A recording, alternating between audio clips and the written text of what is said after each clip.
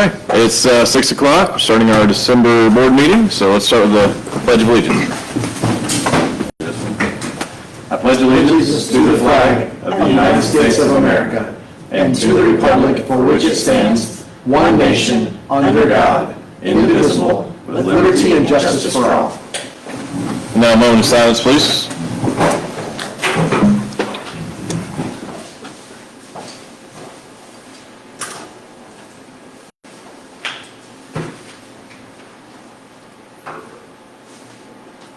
Amen. Thank you. All right, Mr. Martin. All right, welcome to the December meeting. It's hard to believe that we're already at December 9.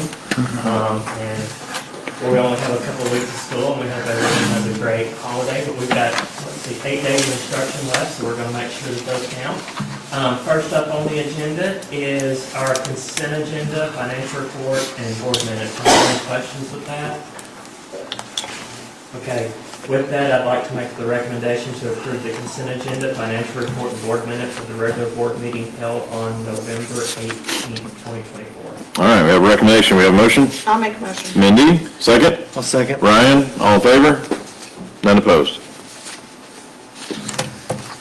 Up next, we have student achievement success, and Ms. Stein's out today, and so Mr. Travis is filling in, and he is going to share some of the work that's being done at Pea Ridge Junior High. Good.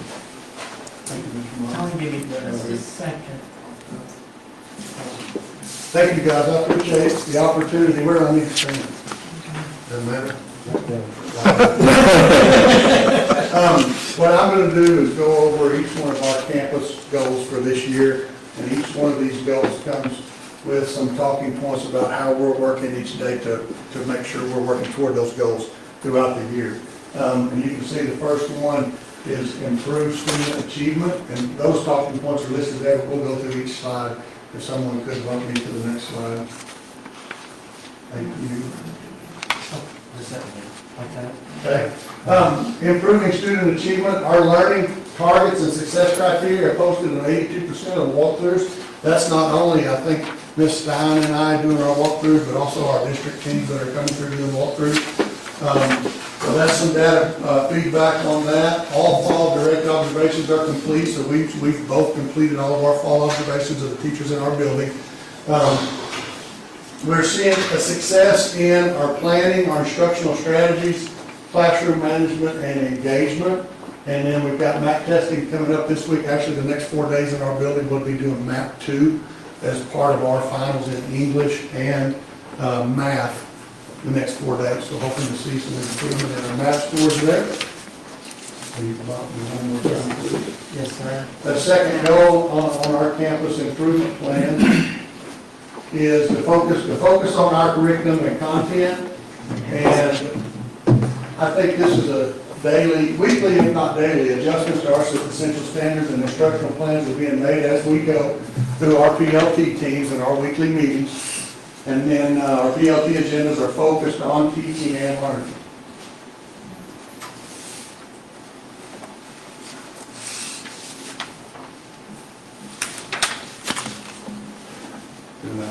Yeah, sorry. Goal number 3 is to implement a district-wide model of instruction. And this is some more walkthrough data that we've gotten from our district teams coming through, along with Ms. Stein and I doing our daily walkthroughs. 97% of the time students are interacting with the content being delivered. 97% of the time students and teachers are engaged in the learning. 94% of the time teachers are giving feedback to the students as part of that activity in class. That feedback link there was from our faculty meeting we did today. So we had some feedback from learning walks that I shared with our teachers today in the faculty meeting. Our PD agendas have focused on training staff in the district instructional model components with modeling, examples, and practice. And our PLT agendas include discussion of instructional strategies each week. Focus on curriculum. Yeah, I think we've already done that. You helped me. Thank you. I'm sorry, Tony. There we go. Gather student and parent feedback. Each month, Ms. Stein is directing and leading a group of student chats where she gets pizza, and I'm in there as much as I can. It's during lunch, so I try to get in that lunchroom where the students are a lot too. But Ms. Stein's leading those lunch chats with students. She's bringing in different students each month and talking with them, different grades. Feedback from the students in those meetings has been overwhelmingly positive. Students love their teachers. That's something that they all talk about, how much they enjoy their teachers and enjoy what they're doing. One thing that we've kind of learned listening to students, they don't like being on their Chromebooks as much, and that got a round of applause from our teachers today in our faculty meeting. They much prefer teacher interaction than being on the Chromebook a lot during the day. Our student council and house leaders taking ownership of student celebrations and pep rallies and our family group value lessons going on. Like if you were at our pep rally last Friday, our students led in the Students of the Month. They had announced that stuff, the Teacher of the Month nominations. So our student council and house leaders taking ownership of that and leading a lot of our celebration stuff. Our parent advisory board feedback, we had our first one this past month. That's going to be an ongoing. We've got more scheduled throughout where parents come in and met with the admin team about just anything. It was kind of an open conversation about things they're hearing and things that we're doing, and very enlightening for us to hear from some parents as we try to make changes going forward. Positive feedback from positive parent contacts. Through our school status, and this keeps up with phone calls, texts, or emails. The junior high's had 41,338 contacts with parents this year. Now, most of those are probably texts and emails. A lot of phone calls, but you get into the thousands, that's texts and emails, but that's a lot of contact going back and forth between our teachers and our parents. And the last one's gathering staff feedback. Our main topics of conversation have been help and support with accommodations and expectations for students that have the IEP 504 or ELL plans. Cell phone conversations are going on in our building a lot. I know it's going out from Ms. Markfield's got surveys going out, and that's a heavy talk in our building about how moving forward, what's the best way to handle those things and how best to use PD days. Got one coming up, actually two, right before break, and then when we come back, how we're utilizing those to make sure we're filtering in a lot of this stuff that we talked about today in our PDs. So, I got a question. yes, sir. So on the previous slide, you talked about gathering feedback from students and parents, and you kind of gave a couple of the student examples. You mentioned you just started first parent. Any themes coming out of that? One of them that was interesting was, I think for the last year and a half, we have given lunch detentions for tardies at the junior high. So if you're tardy to class, every third tardy you get, we assign a lunch detention. And because it's during the middle of the day, we wouldn't make a parent contact on that. It's just lunch detention, you're tardy, the kids understand it. The parents expressed to us that they would like to know when they got lunch detention for tardies. The parents that were there that day said, we'd like to help on our end on that. So we've started doing that on our lunch detentions for tardies. Ms. Lucas, who tracks those, she sends a school status message saying, your child has a tardy or has a lunch detention for tardy. So that's one thing that came out of it. But a lot of things like that. There was some cell phone talk that went on in it, but it's just a good way to get together and listen. Okay, good, thanks. Question, so you mentioned the students love the teachers, which I'm glad to hear, and they don't love the Chromebook so much. Were there any asks from the students, anything that they wish they could see more of or less of, any changes? Nothing that that was the biggest one, is less Chromebook, more teacher interaction, Okay. more teacher engagement. Everybody likes teachers that are captivating, dynamic. Yeah. And that's what keeps a kid engaged. Yeah. Okay, thanks. I know Mr. Travis probably won't say it, but out of the 41,338 contacts were made, he's made his share of those. Even phone category. Yeah, he does an amazing job of connecting with people and building relationships and everything. That's probably one of his greatest strengths.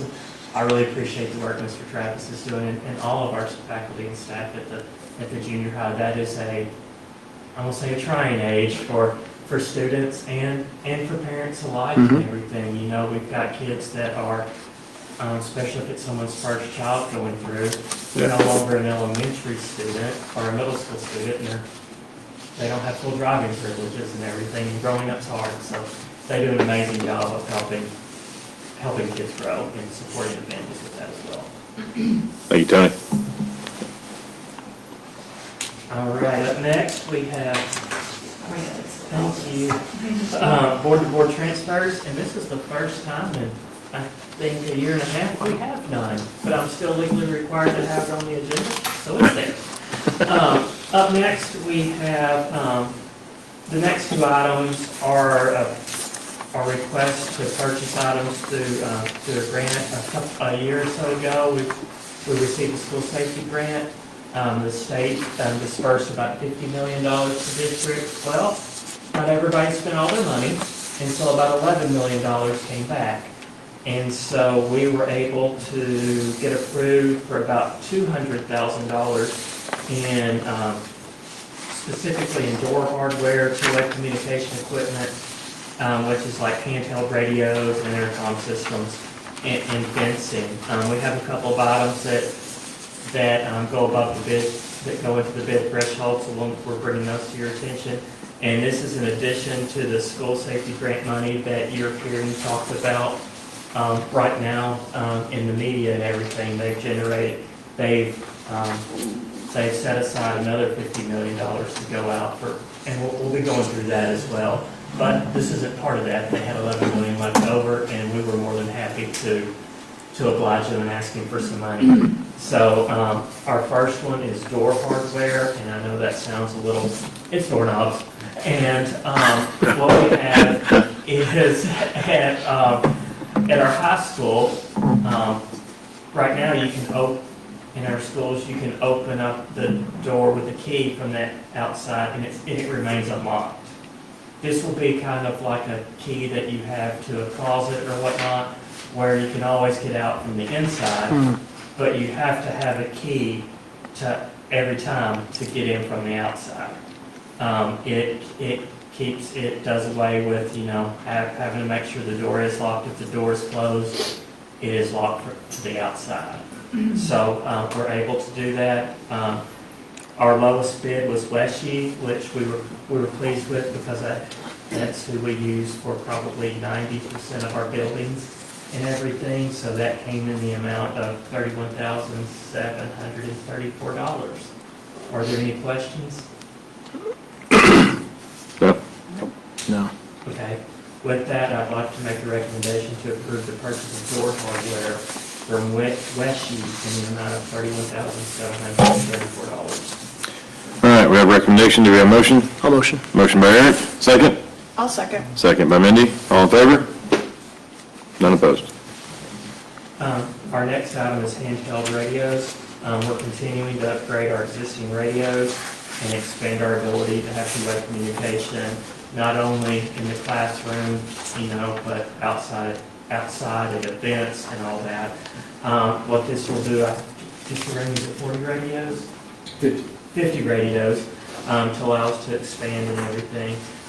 One of the things that's a little odd with this is a proprietary system, so we can't go out and get bids. In the past, we've never bought 50 radios at once, so the bid has never been above $20,000, usually about 5 to 10 each year to replace it and to add on to. So there's only one bid because they're the sole proprietor of Kenwood Radios within our region, and they own the communication towers that we have to use. And so with that, you have to purchase through Smith two-way. So are there any questions? Okay, with that, I'd like to make the recommendation to approve the purchase of handheld radios from Smith two-way in the amount of $41,931.72. All right, we have a recommendation. Do we have a motion? I'll make a motion. Second? I'll second. Second by Jessica. All in favor? None opposed. All right, we will be presenting the intercom system upgrades at next month's meeting. But with all this, grapes just don't fall off trees and everything, and they're still a little hard to come by, and you gotta get approved for them. So the work that Mr. Rainey and Mr. Hand and Ms. Brunel have done on this, it allows us to make that grade without getting into our district's budget, which I'm very thankful for and appreciative of. Up next, Mr. Rainey, let's go ahead and do the football field construction updates, and then we'll pause on the athletic sponsorship till Mr. Craig gets here. Are you good with that? Sure. Currently, on the football field, we're pouring our concrete curbing and finishing runways. They started, I believe, last Thursday with concrete work, finished up today. We expect to start, they'll regrade the football field, and then they'll start laying, I say laying the turf, but it's 4 layers. So there's a black kind of cloth mat that goes down, then a cushion, then another cloth mat, and then the actual turf. So they'll start laying the first cloth mat, we expect maybe late Wednesday or early Thursday morning, and begin actually installing the turf this week. We talked to them end of last week, just to ask, where do y'all feel like you are progress-wise? Because we feel like they're moving along, quite well. Yes. And, we haven't had, any real rain delays or anything that's set them back, and everybody feels good about progress. So we think we're moving along right now. We know we're going to get some delays once we get to the track and all that, just because of the time of year, but feel really good about where we are. We've done the concrete pad for the bandstands, all of the runways, and now the curbing around the football field. So we're in pretty good shape at this point. I just love that y'all found a way to keep weeds from growing. So it's 4 layers, is that the trick? Like That's it. buy flower beds with 4 layers, that might, You should have got some of that open. okay, maybe I should have. Remind me, when is the estimated completion date? Oh, gosh, it's June June. 4th, I believe, was the original estimation date, but we were able to, that was based off of December 1 start. We were able to start a little earlier, so maybe mid-May, hopefully we'll be done. Yeah, and, it's looking good. We are progressing. I do want to caution everyone that the track is a pavement-based system underneath, and it has to be so warm to lay pavement. I think it has to be 40 degrees and rising to lay, and then the track has to cure for so long before they can spray, I'm going to call it the overcoat. I have no idea what that stuff's called. Spray the overcoat for it. So we will see stall times where it looks like, why aren't we doing anything? And we're simply waiting on cure time. Sure. So we'll have that as well. But yeah, good stuff, exciting to have. Good. And we're going to postpone on the sponsorship announcement until Coach Craig gets here. I know he's at ball game duty. He's coming in right Just now. walking in right now. Outstanding.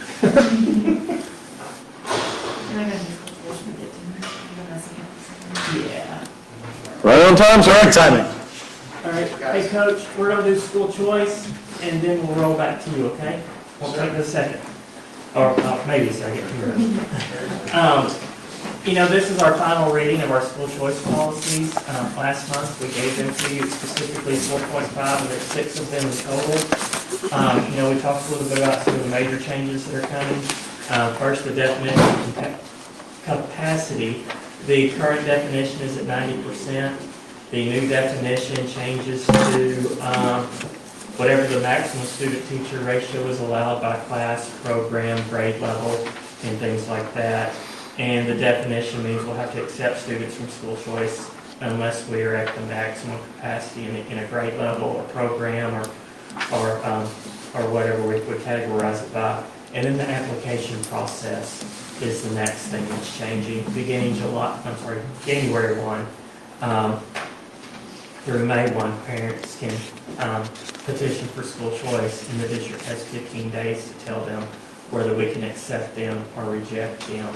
And there are 2 forms of acceptance. They can do it with immediate acceptance or acceptance in the parent can decide to accept and enroll in the upcoming fall, or through the rejection piece. But the rejection piece has to be based on standards, on capacity, and everything. It is bottom line. Is after spring break, we'll be accepting school choice applications, and if we are under maximum capacity, we will be required to offer enrollment this current school year.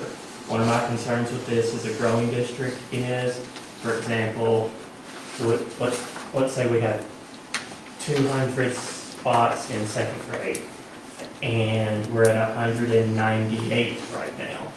After Christmas, we have 3 families apply for school choice. Well, the first 3 that get there, I will legally have to allow them to enroll. We go up to maximum capacity, and then we get into the game of is someone who lives moving in the district enroll, and then that creates a standards issue for us. I know we're one of the fewer districts in the state who's having this issue.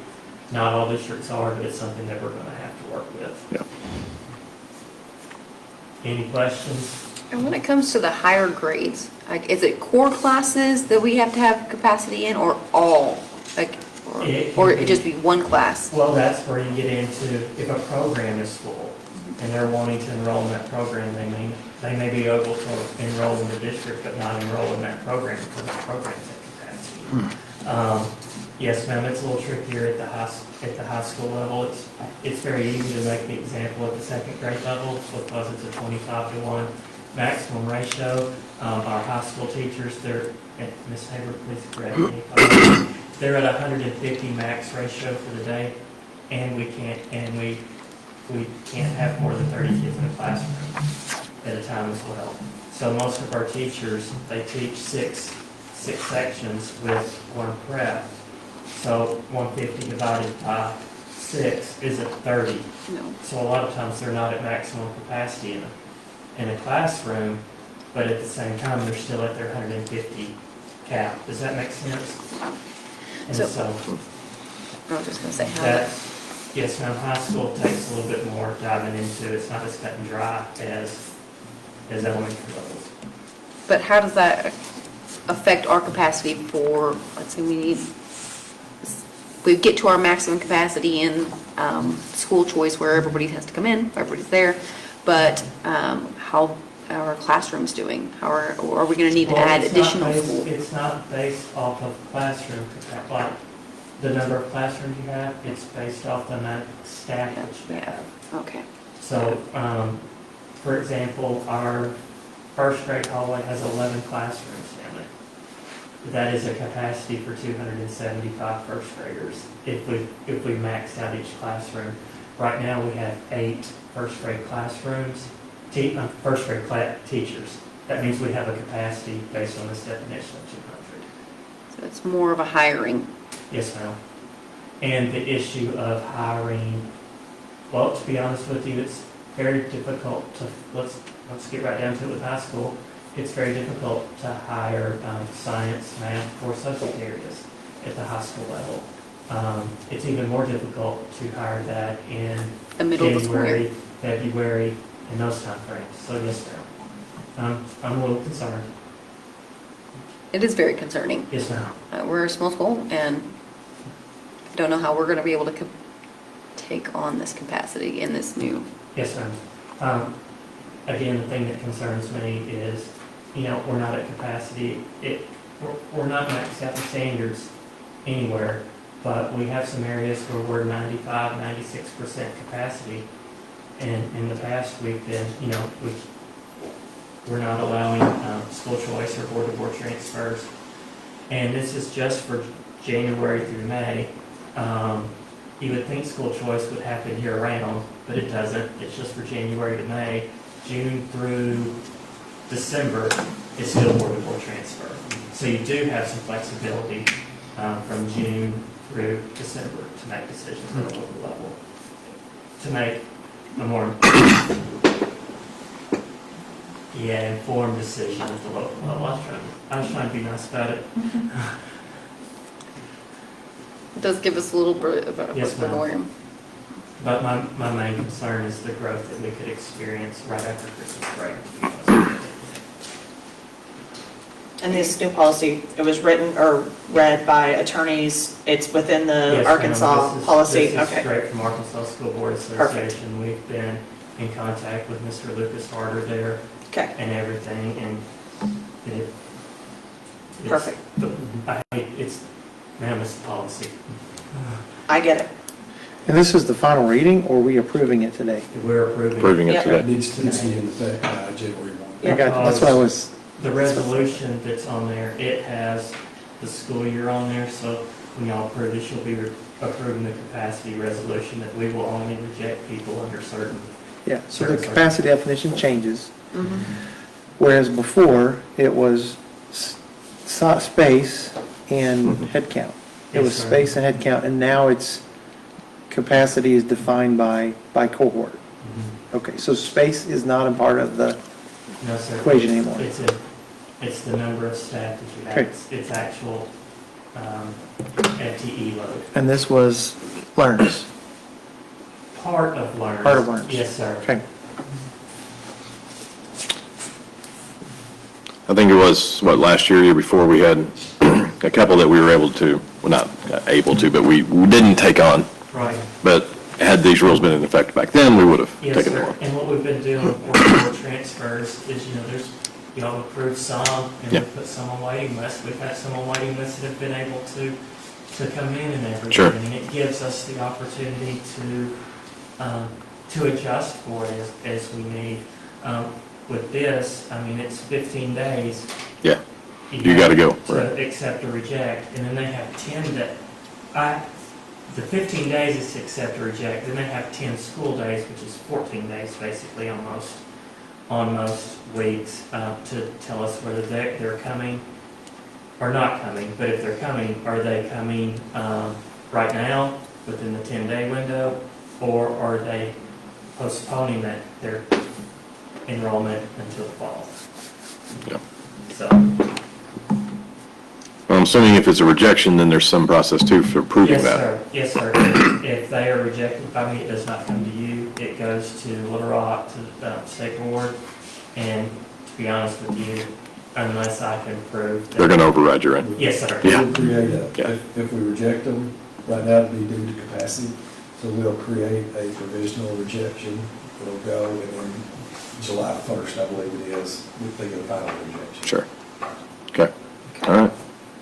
we're a part of the approval process, but they're just automatically approved. Like, my point is, if there's a 15-day window, or do you foresee from January to May Yeah. an increase of board meetings? No, sir. No. It's policy. Okay, You're approving the policy, See, and then I and- have to act thank within you. the policy. There you go. great. We're approving the policy, but we don't have a choice. Or do we have a choice? For school choice. This is, we're being informed and That's voting that's yes. that's what I'm saying, yes. Yes. You said it better than me. And I'm Yes, trying to do it with a smile. That's fine, So, that's fine. You didn't write this. right. All right, take it away, Mr. Martin, I think we're good. Yeah. okay. With that, I'd like to make the recommendation to approve the school choice policies 4.5, 4.5F, 4.5F2, 4.5F3, 4.5F4, and 4.5F5 as presented. All right, we have a recommendation to approve all the 4 5s. Do we have a motion? I'll make a motion. All right, motion by Mindy, second. I'll second it. Second by Eric, all in favor? None opposed. All right, we have some exciting news. We got Coach Cracky, and I'll give it to you.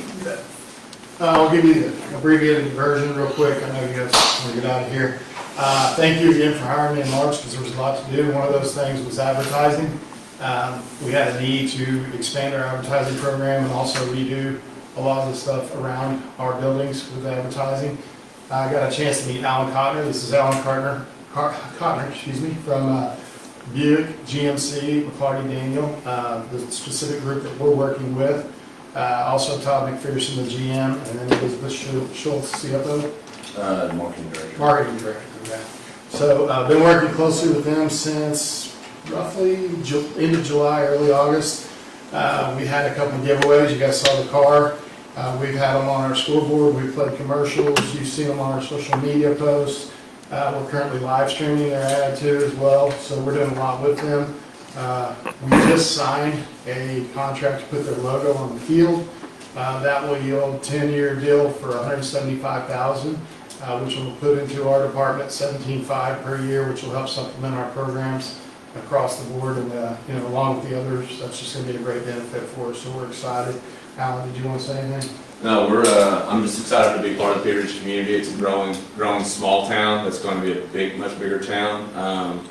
As a part of the Bentonville Chamber of Commerce, there's a lot of talk in our chamber about reaching out to Pea Ridge and how we can put our arms around this community a lot more. And just from our dealership level, this sponsorship is coming exclusively from our Buick GMC dealership, but all four of our dealerships, especially here in Bentonville, are eager to become more involved here in Pea Ridge and then be part of the community more. It's been a great relationship. I've worked with Alan side by side, we've had the vehicles up, and he's been great to work with, and just looking forward to continuing our relationship with him. Great. Awesome. All right, awesome. Thank you. Thank you. Thank you. Exciting. I know seeing those vehicles, my husband's like, I need to get, that was a Jeep last? I don't know. It's like,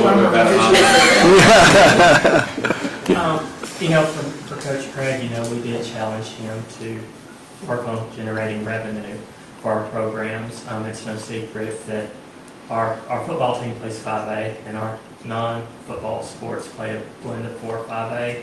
We don't know if we'll be informed this April or in April of 27 when we play everything 5A. And when we do that, our travel will increase substantially. And with that comes more expense and everything, more kids and more programs.